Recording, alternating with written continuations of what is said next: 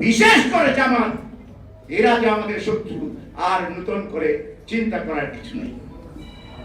তাদের দেশ তো বাংলাদেশ না, জামাতের। তারা পাকিস্তান চায় নাই, বাংলাদেশ চায় না, বিরোধী আমাদের মেরে রয়েছে।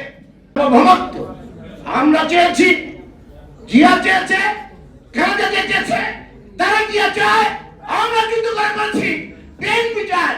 আর কারো ব্যাপারে যারা আজকে এই ভারতের এজেন্ডা কার্যকর করার জন্য মাঠে কাজ করছে, বিশেষ করে জামাত, এরা যে আমাদের শত্রু, আর নতুন করে চিন্তা করার কিছু নেই।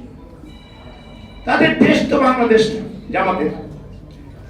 তারা পাকিস্তান চায় নাই, বাংলাদেশ চায় না, বিরোধী আমাদের মেরে রয়েছে, পাকিস্তানকে সাহায্য করেছে, ওরা যুদ্ধ অপরাধী, ওদেরকে শেখ মুজিব ক্ষমা করেছে, মুক্তিযোদ্ধারা ক্ষমা করেনি।